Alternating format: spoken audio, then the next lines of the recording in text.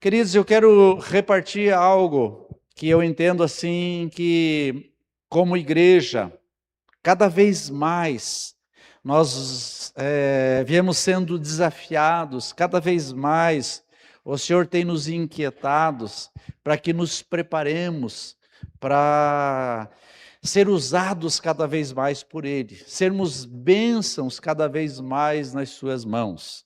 O Henrique faz assim, Henrique. O Henrique esteve participando de um curso de missões e eu falava para o pai dele, enquanto ele ligou para mim, nós estávamos em viagem, e aí eu dizia para ele que, graças a Deus, o Henrique tem pegado esse estilo do que é uma missão. Ele tem convidado os coleguinhas para estar com os jovens. Então, assim, não adianta nós termos a visão de estarmos na África, estarmos na Ásia, no Oriente Médio, ou em outro lugar distante, se nós não conseguimos falar do amor de Deus para as pessoas que estão próximas. Eu não fui, eu gostaria de ter ido lá na formatura desse curso que ele participou, porque realmente nós chegamos despedaçados. Queridos, vocês fazem, quem viaja faz ideia do que é você passar por uma alfândega, não, como é que chama? Você vai de um país para o outro? Não, bem, lá para se apresentar os documentos. Imigração. Passar pela imigração, a fila para mala, fila para embarcar, fila para desembarcar, mais horários de conexão, e aí nós chegamos esbugalhados. Mas eu cheguei a sonhar que eu estava lá com eles e falando a respeito desse tema, de como o Senhor tem nos instigado nesses dias, cada vez mais, para nós repartirmos do amor que Ele tem depositado nas nossas vidas, para que as pessoas também sejam abençoadas à nossa volta. E até o pastor Muniz, da Igreja Menonitas, tinha convidado para eu dar uma palavra nesse curso, mas como nós estávamos viajando e não chegamos em tempo, então não foi possível. Mas tudo isso tem a ver com aquilo que eu quero repartir hoje. Então, pede para quem está do seu lado, fala para quem está do seu lado, libera o teu coração para essa palavra hoje. Diga hoje, pelo menos hoje. Me ajude, seja amiguinho. Amém, queridos? Todo processo de cura nas nossas vidas começa na medida que nós dispomos os nossos corações. Assim é alguém quando vai diante do médico, se não falar o que está sentindo, o médico não vai descobrir, ou não vai dar receita. É tal qual aquele que chegou no médico e disse, o meu corpo dói por tudo. Ele falou, mas de que jeito, homem, como que você sabe disso? Onde eu toco dói, eu toco aqui dói, toco aqui dói, toco aqui dói. Foi ver, ele estava com um espinho no dedo. Então, verdade. Então, assim, se nós não falarmos para o médico, não descobrimos como ele vai. Então, ele só retirou o espinho, parou a dor no corpo todo. Nós precisamos nos entregar nas mãos do Senhor e dizer, Pai, tem situações que, como disse o Vitor, né? O velhinho adoeceu essa semana, né? Mas está aí hoje, bom. Pegou até a neve que nós vimos lá na cabeça dele, trouxe junto. Mas está aí para louvar o Senhor. Quero que você acompanhe então a leitura da palavra de Deus no capítulo 17 de Atos, que diz assim, depois que Paulo e Silas passaram por uma experiência maravilhosa na cadeia, mas também, além dos açoites, houve conversões, houve experiências, manifestações de Deus, eles foram libertos. E a Bíblia diz aqui na continuação do capítulo 17, versículo 1, diz assim, tendo passado por Anfípolis e Apolônia, chegaram a Tessalônica, onde havia uma sinagoga de judeus. Paulo, segundo o seu costume, diga seu costume, Foi procurá-los e por 3 sábados arrazoou com eles acerca das Escrituras, expondo e demonstrando ter sido necessário que o Cristo padecesse e ressurgisse dentre os mortos, e este dizia ele: é o Cristo Jesus que eu vos anuncio. Alguns deles foram persuadidos e unidos a Paulo e Silas, bem como numerosa multidão de gregos piedosos e muitas distintas mulheres. Os judeus, porém, movidos de inveja, trazendo consigo alguns homens maus dentre a malandragem, ajuntando a turba, alvoroçaram a cidade e, assaltando a casa de Jasson, procuraram trazê-los para o meio do povo. Porém, não os encontrando, arrastaram Jasson e alguns irmãos perante as autoridades, clamando: estes que têm transformado o mundo chegaram até aqui. Transtornando, esses que têm transtornado o mundo chegaram até aqui, os quais Jasson hospedou. Todos esses procedem contra os decretos de César, afirmando ser Jesus outro rei. Tanto a multidão como as autoridades ficaram agitadas ao ouvirem essas palavras.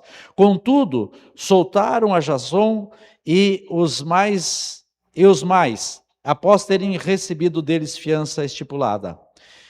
E logo durante a noite, os irmãos enviaram Paulo e Silas para Bereia, e ali, chegados, dirigiram-se à sinagoga dos judeus. E estes de Bereia eram mais nobres. Pode falar comigo? Diga: mais nobres. Mais nobres que os da Tessalônica, pois receberam a palavra com toda avidez, examinando as Escrituras todos os dias, para ver se as coisas eram de fato assim. Com isso, muitos deles creram, mulheres gregas de alta posição e não poucos homens. Essa é uma palavra que eu creio que o Senhor deseja trazer aos nossos corações, para não só nos inquietar, mas trazer um nível de alinhamento. Às vezes nós ficamos um tanto, como diz a pastora Naira aqui, conduzidos pelos muitos barulhos, pelos muitos recados, até pelo evento que acabou hoje. Nós, às vezes, ficamos conectados com essas coisas e precisamos ir para esses lugares para voltar à essência. Qual que é a essência? É a essência do cristão. Por isso nós viemos para esse lugar. Eu creio que essa noite você vai sair daqui com um pouco mais de inquietação no teu coração, no sentido de olhar para as pessoas à sua volta, vizinhos, pessoas da escola, pessoas do trabalho, que às vezes nós olhamos e achamos não tem jeito, esse nunca vai se render ao Senhor. Mas quando nós olhamos para a vida de Paulo ou de Saulo na época, se Jesus tivesse a minha e a tua visão, ou a visão humana, ele diria: esse homem não tem jeito, porque cometeu tantos homicídios. Como esse vai servir-me? Como esse vai servir o Pai? Como esse vai ser efetivo no reino de Deus? E a nossa visão, às vezes, não é só contra as pessoas que nós olhamos. Às vezes a nossa visão, ela é mais terrível ainda contra nós mesmos. Como eu vou falar do amor de Deus para aquela pessoa que tem uma determinada situação, um determinado comportamento? Como eu vou levar a palavra para os meus pais, que foram criados de uma forma, num estilo, numa visão, se tornaram presos de corações a algumas coisas que nós entendemos hoje que não devemos fazer. Então, nós precisamos sair desse lugar, porque mais do que cristãos, nós fomos chamados para assumir um estilo de vida cristão. Um estilo de vida que realmente possa refletir a nossa decisão, porque a minha e a tua decisão de aceitarmos a Jesus, de sermos guiados pelo Evangelho, é porque nós não queríamos mais a vida que nós estávamos levando. E nós vemos hoje para nos alimentarmos disso. Então aqui Paulo, depois que ele teve aquele encontro inusitado com Jesus no caminho de Damasco. Quantos tiveram um encontro com Jesus? Levante a mão. Então perceba, você também teve a sua história. Você teve um Damasco, quem sabe, na sua caminhada. Eu tive, lembro perfeitamente da minha conversão, como ela ocorreu, como se tornou uma marca na minha vida. Mas não é só isso que o Senhor quer. Ele quer que eu tenha, sim, essa lembrança, mas que o estilo de vida seja algo precioso na minha caminhada. Porque Paulo, depois desse encontro com Jesus, na sequência, a Bíblia diz que ele já começou a repartir daquilo que ele estava vivendo. Então ele conhece esse moço chamado Silas, com o qual ele formou uma parceria. Diga comigo, diga parceria. Eu estou falando essas palavras porque eu quero fazer menção a cada uma delas. Falei sobre aqueles que eram de Bereia, que tinham uma atitude nobre. E eu estou falando agora de parceria. Então ele formou essa parceria para desenvolver essa missão da palavra de Deus por onde eles iriam passar. Então isso significa dizer, queridos, que todos nós devemos ser, aliás, nós devemos ser acessíveis a todas as pessoas. Eu não gosto daqueles que são seletivos, que gostam de andar só em grupinhos e desprezam os demais. Eu prefiro estar com todos, assim com os idosos, né? Vou estar com os idosos, abrir uma exceção, né, Flavinho? Flavinho se tornou idoso essa semana, por isso eu fiz questão de levantar as mãos dele. Quem mais se tornou idoso, que fez aniversário? A Vera, não, mas a Vera não se tornou idosa ainda. A Abel se tornou idosa, mas se tornou agora idosa também.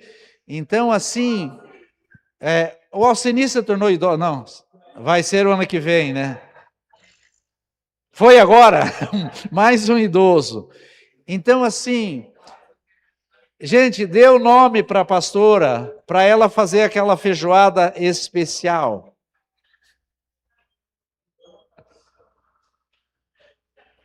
Então eu estava dizendo assim,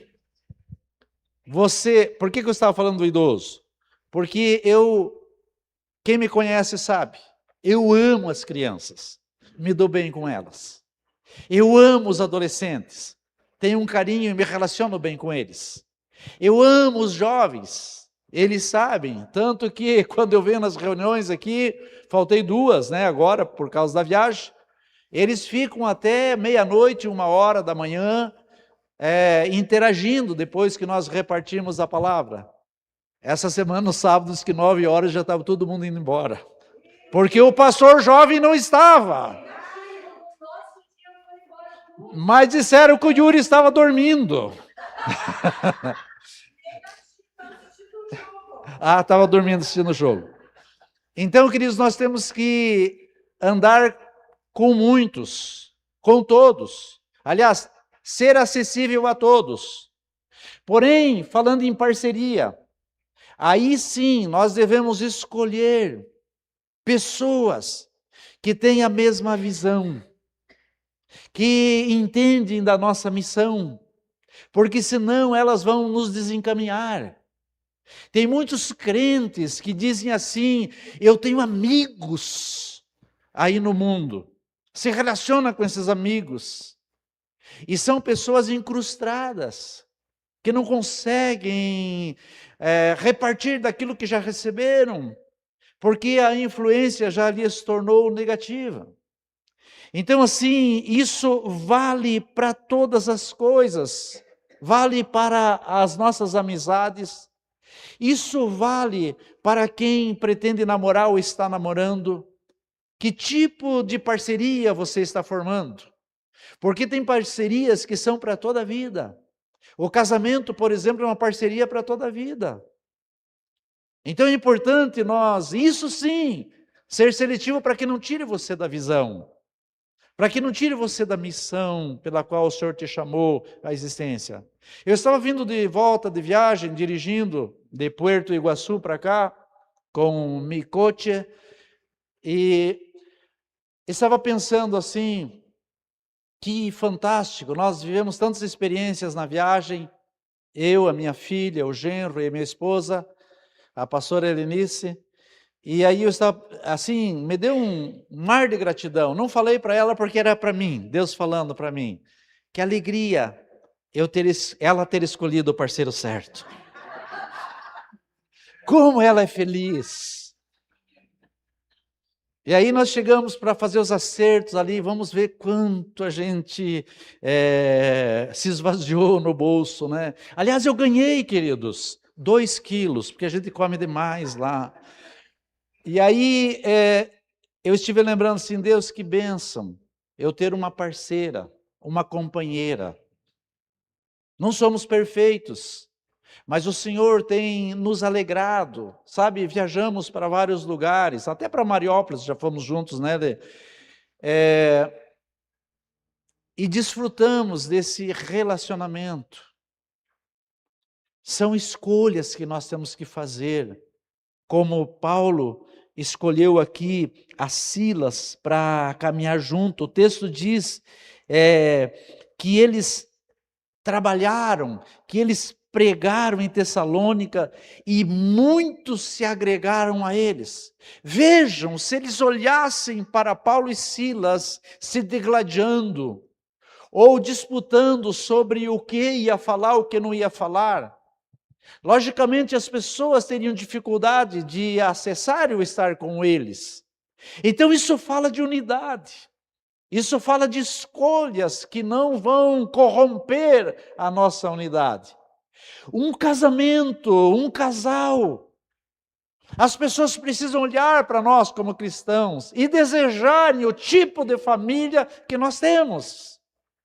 Porque tem filhos que não querem casar porque olham para o estilo de casamento dos pais.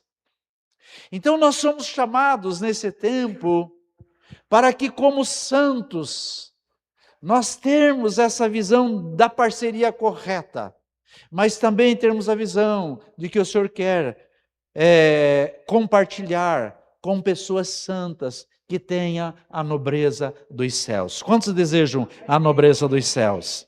Então a Bíblia diz que muitos se agregaram a eles, dentre os quais homens piedosos e muitas mulheres distintas. Quantos homens piedosos nós temos aqui? Diga amém. E mulheres distintas. É isso.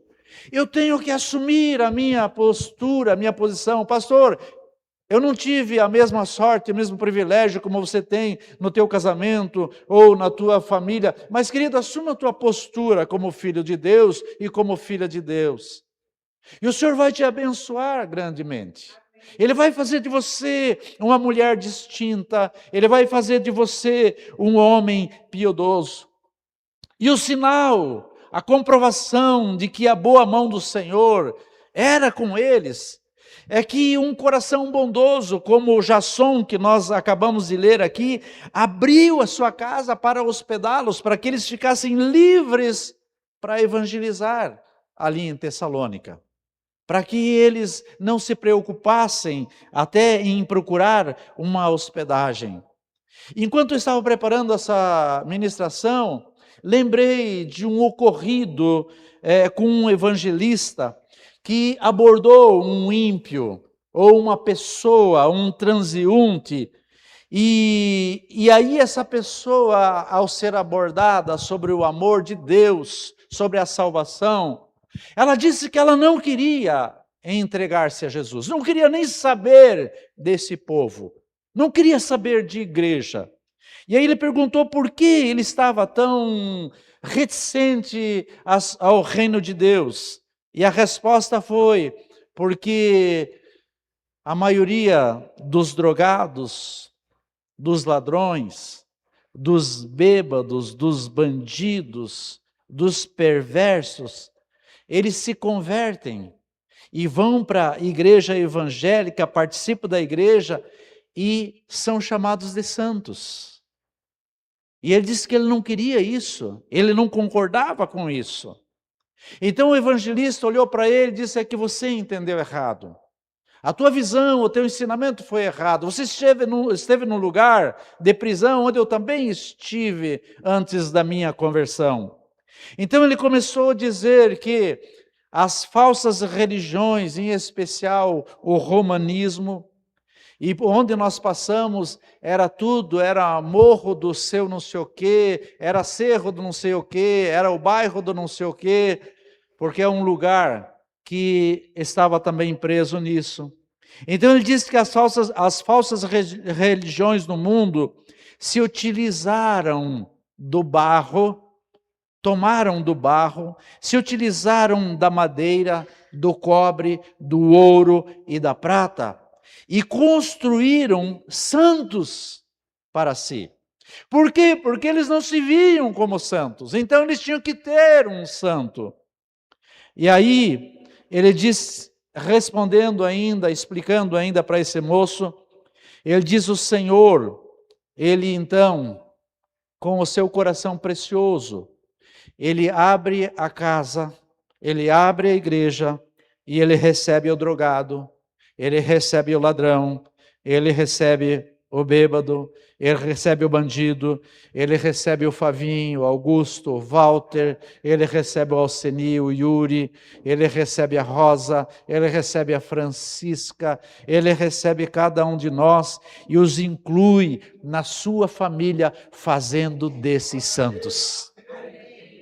Entenderam, queridos, a diferença de você ter alguém feito do barro, da pedra, do cobre, do ouro, mas uma outra feito da própria pessoa, para ser chamado de santo, filho do Deus Altíssimo, porque Ele é todo santo. E Ele incluiu você nessa família. Dê um aplauso ao Senhor por isso.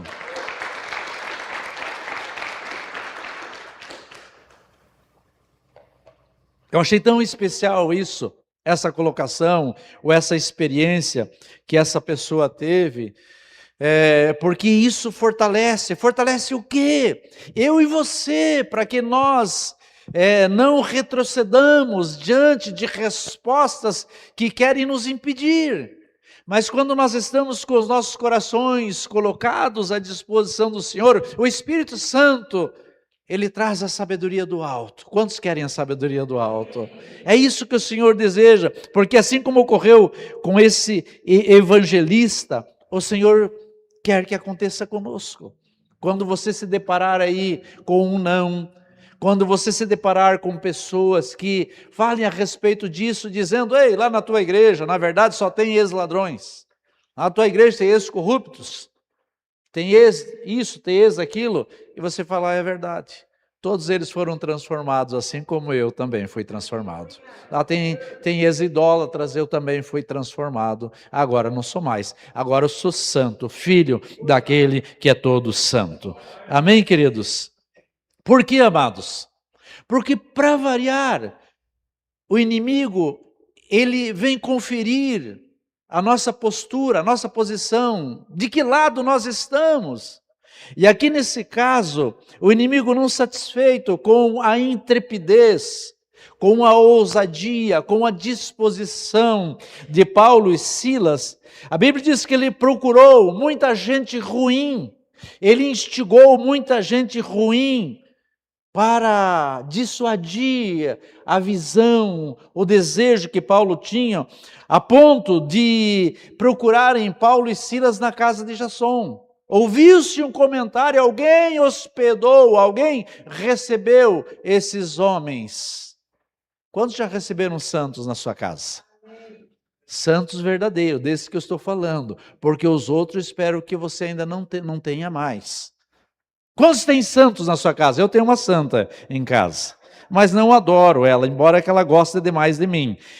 Então, assim, queridos, a Bíblia diz que ele vai para a casa de Jasson e leva Jasson preso. E a acusação contra esse homem e contra Paulo e Silas era essa: esses que têm transtornado o mundo chegaram até aqui. Nós temos que transcender ou transparecer, mostrar para o mundo qual é a nossa postura. As pessoas têm que olhar para nós e dizer: ei, esses que estão chegando aqui, esses que estão passando aqui, estão transtornando a nossa visão. Estão afetando, entre aspas, o nosso ambiente. Estão fazendo com que as trevas sejam dissipadas do nosso meio. Então acabou a farra, porque o momento da bênção chegou, porque os abençoados chegaram. Amém, queridos? Então, mesmo assim, aí Paulo e Silas, depois disso, eles foram, a Bíblia diz que, conduzidos para Bereia. E aí eles continuavam firmes na propagação da palavra de Deus. E nesse lugar, eles se depararam com um povo de uma tamanha nobreza, o povo de Bereia. E os olhos do Senhor para cada um de nós é enxergar coisas nobres dentro de nós, disposições nobres. A pergunta é: o que nós temos feito? Como nós temos agido nesses últimos tempos que faz com que o Senhor olhe para nós e disse: eis aí o meu filho, como quando ele disse para Jesus: esse é o meu filho amado em quem tenho grande prazer. O Senhor deseja olhar para nós e dizer: esse é meu filho amado, uma pessoa nobre que faz tudo o que me agrada. Amém, queridos? E é para esse lugar que nós precisamos ser levados. O texto das Escrituras, esse que nós acabamos de ler, ele traz algo para nós, ou quer trazer um ensinamento para nós como igreja e de forma individual, para que nós possamos agir com intrepidez, com ousadia, sem medo, sem acusação, sem olhar para trás, mas olhar para aquilo que o Senhor tem determinado para cada um de nós. Então nós somos desafiados a saber sobre algumas coisas nesses últimos tempos. O que o Senhor espera de mim e de você de forma individual? O que o Senhor espera da FUVE? O que o Senhor espera da igreja evangélica no Brasil? Qual a visão de Deus para cada um de nós? Qual o desafio do Senhor? E eu quero trazer aqui, ou nós podermos ver ou lembrar alguns aspectos, de acordo com esse texto, do que o Senhor quer para mim e para você. Eu falei que no início, nós muitas vezes procuramos um ambiente de cura, às vezes de cura física, mas a cura física, ela não se derrama sobre quem não se entrega. Então, quando eu me entrego nas mãos do Senhor, na vontade dEle, e a vontade dEle é que eu seja uma pessoa útil nas suas mãos, então eu estou preparado para receber cura, para receber direção, para receber alinhamento. Quantos querem cura de forma geral? Então tem áreas nas nossas vidas que nós precisamos de cura. Eu quero lembrar algumas coisas. Então, o primeiro aspecto que eu vejo nesse texto, o Senhor falando para nós de uma forma individual, é que se houve um encontro com Jesus, se houve um caminho de Damasco, na minha e na tua vida, se aconteceu a revelação da obra redentora de Cristo, como aconteceu com Paulo, que dividiu com Tessalônica, que ministrou em Bereia, se aconteceu essa revelação, então ela precisa ser compartilhada com os outros, ela precisa ser liberada para as pessoas, não só na maneira de nós falarmos, não só na pregação, não só aqui no púlpito, mas as pessoas olhando para nós, nas nossas atitudes de misericórdia, atitudes de amor, atitudes dos que se preocupam uns com os outros, de quem não faz acepção de pessoas, do tipo desse eu gosto, mas daquele eu não tenho muito desejo de andar. Queridos, se você faz parte da mesma igreja, nós seremos levados para o reino eterno e lá todos estaremos juntos, amém, amados? Então não tem como eu fazer escolhas. Eu preciso ter um coração que me aproxime dos outros, a começar dentro da casa de Deus. E isso vai transbordar lá fora. Eu lembrando aqui da situação da Rosa, eles tiveram final do ano passado, né, nos visitando, e foi, né? E aí eles vieram como família, e aí eu lembrava de quantas vezes eles nos abençoaram lá.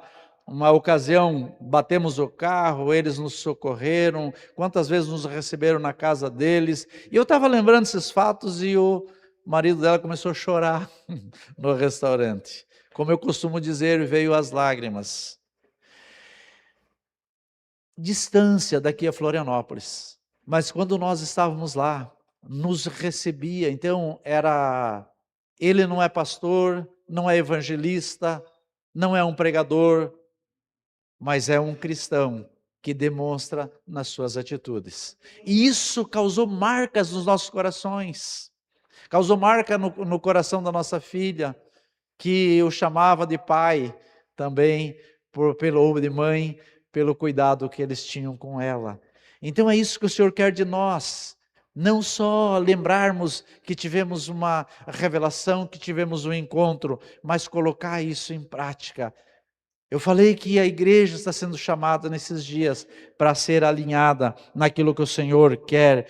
E a segunda questão que eu vejo aqui é que nós temos a consciência que muitas vezes, quando nós tomamos uma postura de cristãos verdadeiros, outros vão se levantar contra nós.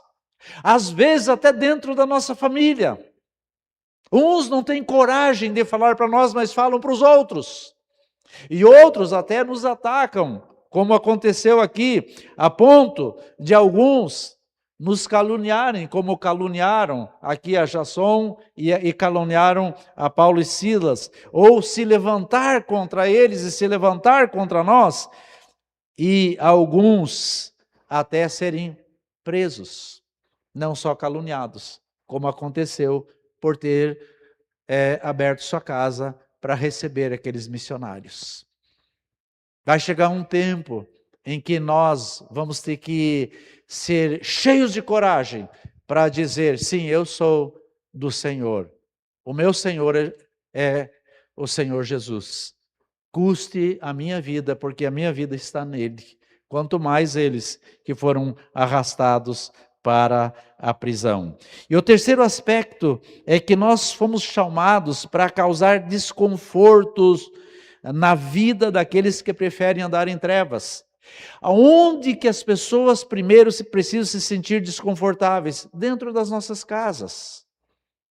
O marido que não quer saber de Cristo, como aconteceu com esse evangelista, ele tem que olhar para a vida da esposa, alguém com uma atitude piedosa, alguém com uma atitude nobre, entregue-se ao Senhor Jesus e se sentir constrangido, sentir a sua consciência ser afetada, ou vice-versa.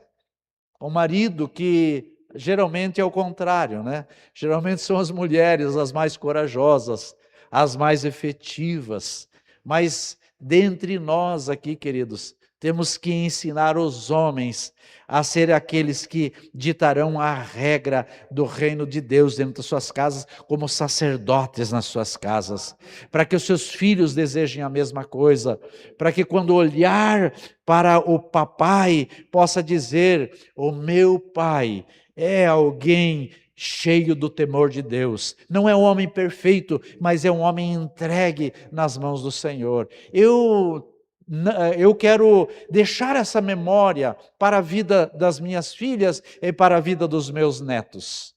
Eu mandei um recadinho no grupo da igreja, porque duas pessoas aqui da cidade escreveram um livro sobre as memórias das pessoas que têm os seus nomes de logradouros e de ruas. E alguém aqui mandou que encontrou o nome da minha mãe, a citação da minha mãe lá no livro. Aí eu fiquei tão feliz, e aí coloquei no grupo da família dizendo isso é um legado, né, de alguém que caminhou sobre essa terra e alguém que é cheio da presença do Espírito Santo. Daí eu comentei com essa pessoa, eu estou distante, eu estou em viagem, daí eu falei, veja se não encontra o nome do meu pai, por acaso, nesse livro. Encontrou também o nome do meu pai, que tem o nome de uma rua aqui da cidade.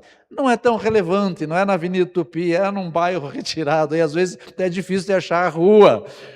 Mas são situações, são memórias que nós precisamos deixar. Diga, eu preciso construir memórias.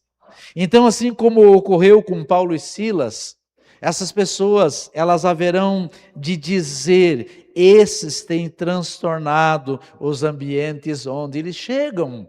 Tem constrangido o ambiente onde eles chegam. E o quarto ponto, estou caminhando para os últimos pontos, não são 22. O quarto ponto, em Isaías 32, versículo 8, ela vai projetar lá para nós, diz que o nobre projeta coisas nobres e na sua nobreza perseverará. Existe uma visão de perseverança, um desafio de perseverança para cada um de nós. Mas nós temos que escolher no que nós vamos perseverar. E aqui a Bíblia diz que esse povo aqui de Bereia, eles perseveravam na sua nobreza. Qual que era a nobreza que eles perseveravam? Algo especial que eles descobriram. Por quê? Porque os bereanos, eles eram tidos como nobres, porque diariamente a Bíblia diz que eles se aplicavam no conhecimento das Escrituras. Diga diariamente. Então assim, queridos, se alguém viesse com outra visão, outro evangelho, outra ministração, não os enganaria, porque diariamente eles se instruíam da palavra de Deus. Isso distingue quem é nobre e quem não é. Os que mergulham diariamente na palavra de Deus estão buscando a nobreza dos céus. Ou seja, como eu falei, o Espírito Santo que se acha aqui nas Escrituras, trazendo as revelações para nós, como bereanos, seremos esses que não nos deixaremos ser enganados. Amém, amados? A lição desse aspecto é que muitas pessoas têm se desviado, muitas pessoas têm saído do caminho do Senhor, porque têm entregado seus ouvidos a falsas doutrinas, a falsas ministrações, ou têm se entregue a um evangelho de eventos, a um evangelho de protagonismo, a um evangelho de visibilidade.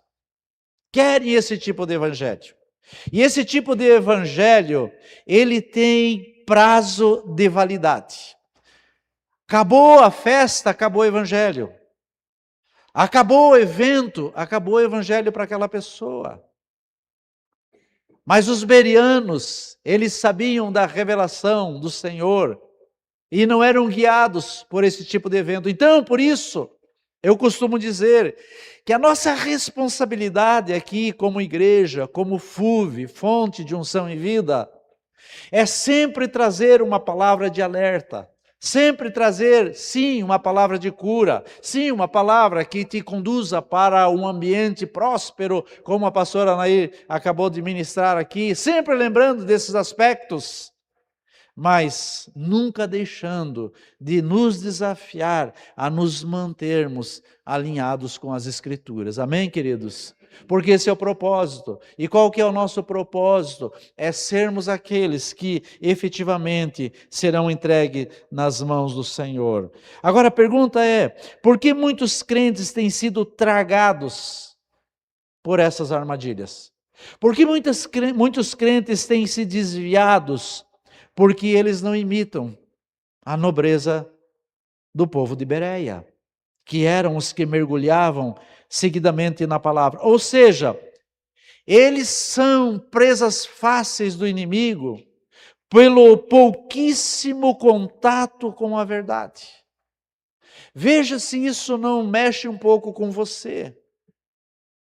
Quando nós não nos alimentamos do alimento cotidiano, nós ficamos propensos a doenças, a enfermidades. Ou nos alimentamos de forma errada, nós vamos contraindo doenças no nosso organismo, diabetes e outras coisas assim por diante, câncer, etc., porque não nos alimentamos. Então, quem quer ter uma vida saudável no nível espiritual e ter a revelação do reino de Deus, não só o encontro que teve lá atrás, mas a revelação de como deve ser útil nas suas mãos, deve sim chegar-se à mesa diariamente e alimentar-se da palavra do Senhor, para que seja uma pessoa de tamanha nobreza, que por mais que alguém seja letrado por demais, uma cultura por demais avançada, não possa te enganar.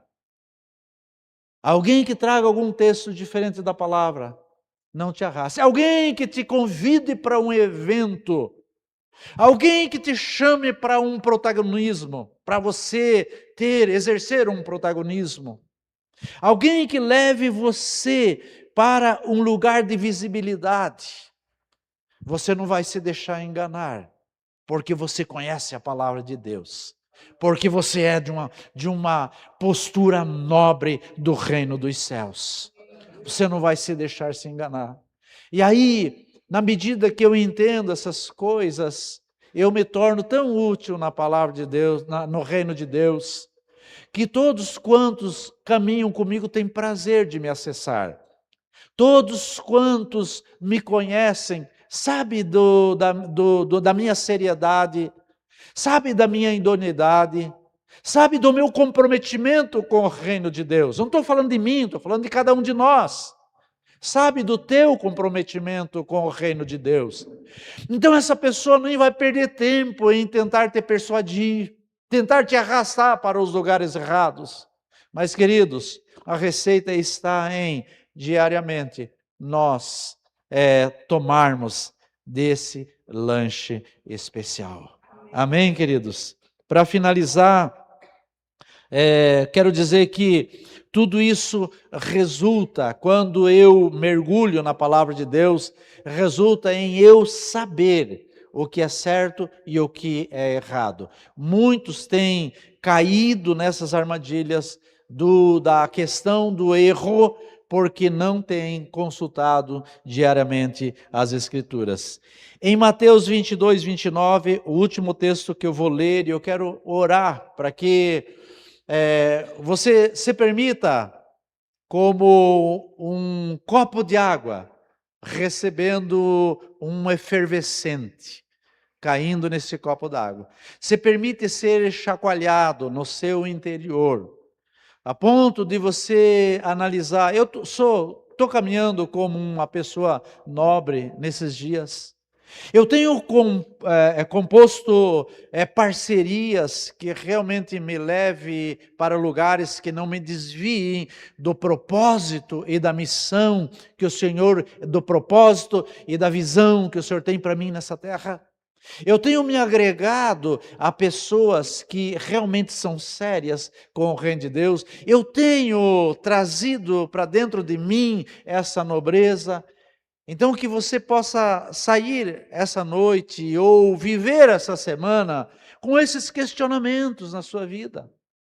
E você poder responder diante do Senhor e ter uma consciência limpa, uma consciência tranquila. E você poder derramar para os que estão à sua volta. Vejam, a pastora Nair falou, sábado aqui tem um evento dos idosos. E aí algumas pessoas são desafiadas a convidar outros. Que momento precioso para repartir do depósito que você tem. Às vezes nós não temos coragem de dizer para quem está próximo, você conhece o amor de Deus? Você já entregou teu coração para Jesus? Mas de repente nós trazemos para um evento desses e essa pessoa é salva. Essa pessoa ouve da palavra, essa pessoa deseja caminhar junto conosco. Às vezes nós fazemos jantares de homens, os homens também são desafiados a convidar pessoas conhecidas. Que oportunidade de ouro!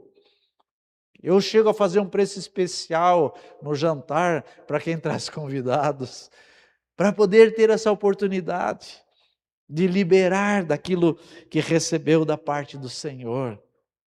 Porque nós não podemos, queridos, errar o alvo. Porque em Mateus 22, 29 diz assim: voltando-se aos religiosos da época, Jesus respondeu: errais, não conhecendo as Escrituras e nem o poder de Deus. Eu preciso conhecer as Escrituras, senão o erro será um convite para a minha vida. Eu preciso conhecer as Escrituras para que o poder de Deus seja disponibilizado na minha vida, para que a revelação dos céus possa fazer parte, possa compor a minha vida e a minha casa. E assim eu me ver completamente equipado para o reino de Deus. Amém, queridos? Quantos de Bereia nobres nós temos aqui nessa noite? Fique em pé, então eu quero orar.